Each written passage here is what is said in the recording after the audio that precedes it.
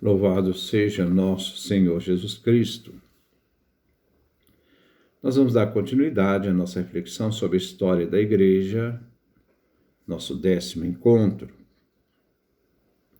Vamos ver dois temas: os perigos criados pelo farisaísmo, depois os essênios. A ruptura é o nosso 10º encontro. A ruptura entre Jesus e os fariseus foi completa. Esta foi a opinião do rabino Klausner. Mas devemos acrescentar que esta ruptura era para os discípulos de Jesus uma libertação. O esforço dos fariseus foi, na realidade, legítimo e benéfico, visto que a terra de Israel foi invadida por tantos estrangeiros que a lei, a Torá, não podia ser observada a não ser por meio de uma grande vigilância. Foi uma fidelidade no contexto da época heróica. Então foi um benefício em determinado momento da história, mas no outro momento, no tempo de Jesus, não foi. Sucederam aos mártires os escribas que procuravam colocar em segurança a lei, a Torá. E assim eles multiplicaram em torno da lei precauções em suas jurisprudências.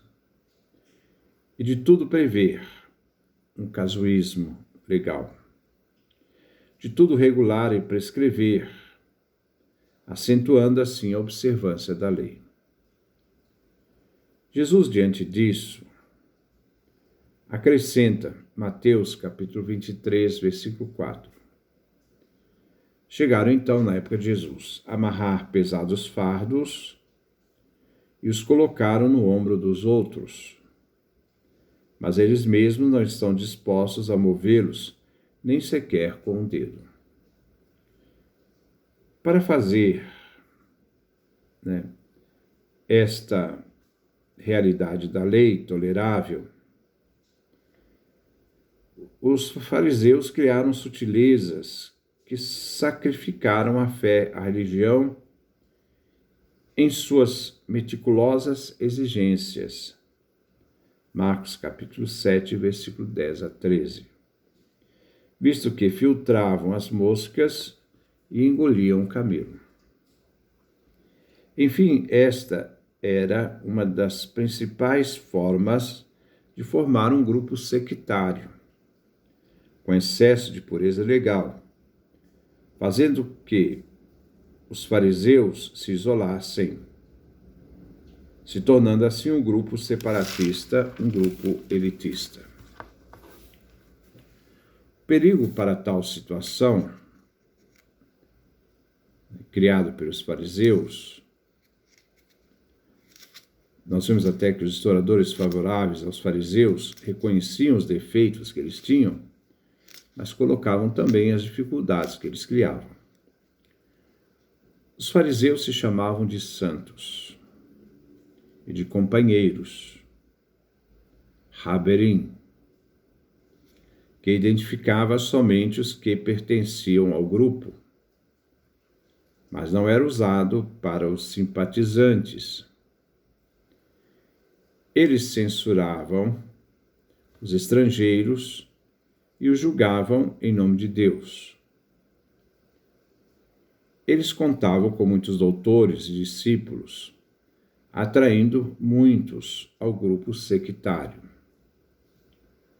Os fariseus se consideravam superiores aos outros, inclusive aos pecadores, que não faziam parte desse grupo.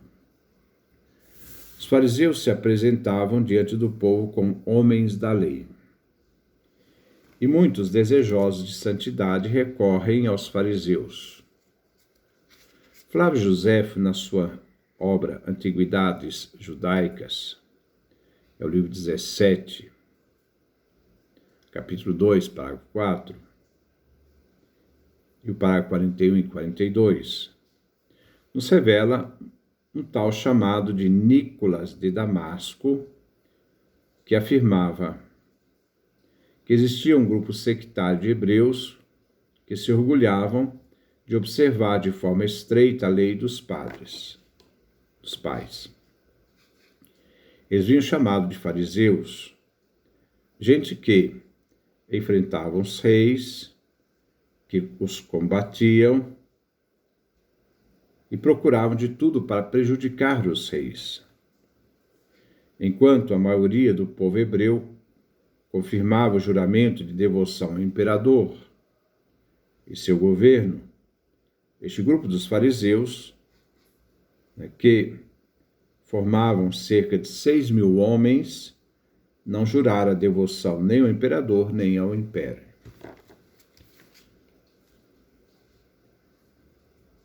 Nós vemos que o grupo dos fariseus era um grupo muito pequeno,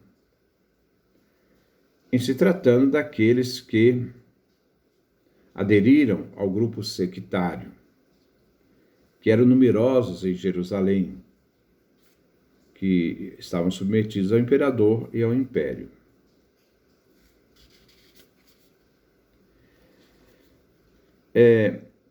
Em Jerusalém residiam os grandes doutores do grupo, tendo na Palestina, quanto também fora da diáspora, a presença desses doutores. Este grupo é que fará guerra contra Jesus, se opondo a ele, e até mesmo contra o apóstolo Paulo. Se o povo hebreu em geral rejeitou o Messias, os primeiros responsáveis foram os fariseus. Mas mesmo diante de tantos do grupo dos fariseus, do povo judeu, Deus reservará eleitos. E o próprio São Paulo é a prova disto. Os fariseus querem, em primeiro lugar, serem reconhecidos como uma seita, uma vertente religiosa. Na política, o comportamento deles é fundado na crença, porque eles se consideravam os privilegiados de Israel, que com os 6.000 fariseus citados por Flávio Joséfo, onde com eles, na mentalidade deles, havia uma rejeição radical contra a dominação estrangeira, não prestando nenhum juramento aos estrangeiros e proibiam pagar qualquer tributo que exista. Mateus capítulo 22, versículo 17. A sujeição imposta a Israel é vista como um juízo divino, onde os fariseus deviam se submeter, como vemos em Flávio Joséfo. Os fariseus querem ser reconhecidos como um grupo religioso, um grupo de oposição. Na política, o posicionamento dos fariseus era que eles se consideravam os privilegiados de Israel e rejeitavam, então, qualquer submissão a outro poder. Quando da catástrofe da destruição de Jerusalém no ano 70, ou pior, ainda no ano 134, depois 138, com o imperador Adriano, os fariseus proclamaram a independência política de Israel.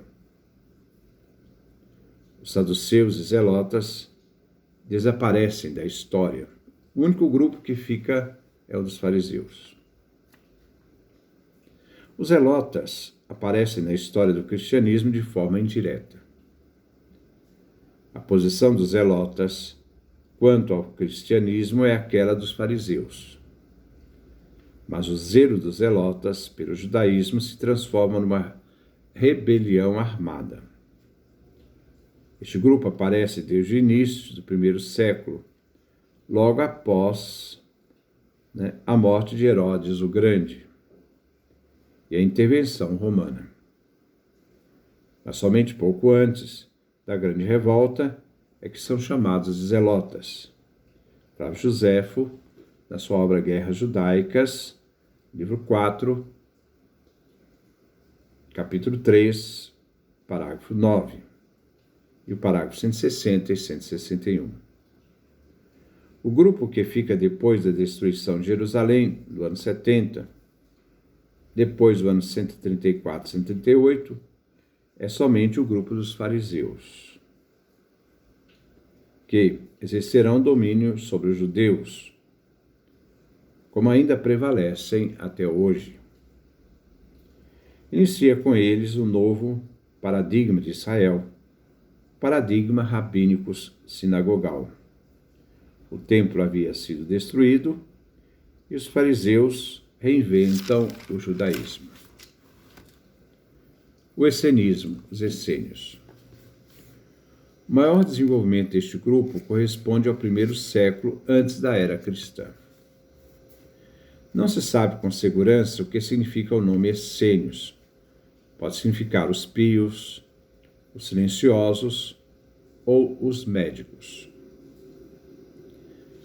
Os essênios habitavam a costa oriental do Mar Morto, o oeste. Existe um grupo que também aparece perto de Damasco. Os essênios eram um grupo que usavam o celibato, exerciam a comunhão dos bens, a severa vida da comunidade, a vida cenobítica, exerciam trabalhos manuais, uma vida simples, frugal, com a intenção de considerar os alimentos tomados como sagrados, exerciam também uma escrupulosa atitude do repouso sabático e uma pureza legal, com abluções. Usavam vestes brancas e eram de uma conduta exemplar. A doutrina dos essênios não era diferenciada daquela do judaísmo oficial. Flávio Joséfo, na sua obra Antiguidades Judaicas, nós vemos no livro 13, capítulo 5º, parágrafo 172, e no livro 18, parágrafo 18, coloca a característica dos essênios como uma fé incondicional na providência divina. Os essênios se afastaram do templo e substituíram os sacrifícios cruentos com atos de purificação e com a oração. Antiguidades Judaicas, livro do Flávio Joséfo, livro 18, capítulo 1, parágrafo 5 e 19. Praticavam culto solar. Possuía uma doutrina esotérica com S. Há uma diferença entre esotérico com X e esotérico com S. Esotérico com X são todas aquelas realidades de mistério que qualquer um pode ter acesso. Por exemplo, a astrologia é um esoterismo com X. O esoterismo com S são realidades que somente os iniciados podem conhecer. Nenhum outro pode conhecer a não ser aqueles que são iniciados. Então, é um grupo fechado. É um esoterismo com S, que significa tudo que eles conhecem pertence ao grupo e ninguém de fora sabe o que significam os mistérios. A descoberta do manuscrito do Mar Morto, de Qumran, renovou a questão das origens dos essênios. Temos em português a tradução completa dos manuscritos do Mar Morto. E esses manuscritos podem nos dar uma ideia da influência do essenismo no judaísmo e no cristianismo. Nas grutas do Mar Morto foram encontradas manuscritos bíblicos, os mais antigos que se tem notícias, de livros apócrifos do Antigo Testamento, comentários exegéticos e vários outros textos que referem à vida de Qumran, a vida dos essênios como a regra da comunidade, que veio completado com o documento de Damasco, que nos ajuda a conhecer os antigos escritores, a vida diária desses ascetas. A regra de toda a congregação, com perspectiva escatológica, o formulário de bênçãos e hinos, que revela a religiosidade do grupo. A guerra entre os filhos da luz e os filhos das trevas. Também encontramos essa pequena referência em Lucas capítulo 16, versículo 8. As escavações permitem fixar o fim de Qumran, no ano 68 a 70 d.C., no tempo da guerra com os romanos, quando os romanos vão destruir totalmente esta comunidade. O início do movimento confirma o período dos Macabeus. Foi na época dos Macabeus que eles surgem juntamente com os fariseus, depois se separam, distinguindo, sendo um grupo mais apocalíptico que os fariseus. Mas nos escritos de Qumran, não existe nenhum conceito teológico que possa unir este grupo ao grupo cristão. Um grupo nascente, com Jesus Cristo. Como não existe nenhum tema ligado à encarnação do Verbo, a palavra que se fez carne e habitou entre nós, o pecado original, a redenção por meio da morte da cruz. Essas realidades fazem do cristianismo uma fé totalmente diferente daquilo que era falado com os essênios e também no judaísmo. Essa centralidade só encontramos no cristianismo e faz o cristianismo um novo grupo original. Então, essa é a nossa reflexão. Que Deus nos dê a sua graça, a sua bênção, a sua face resplandeça sobre nós.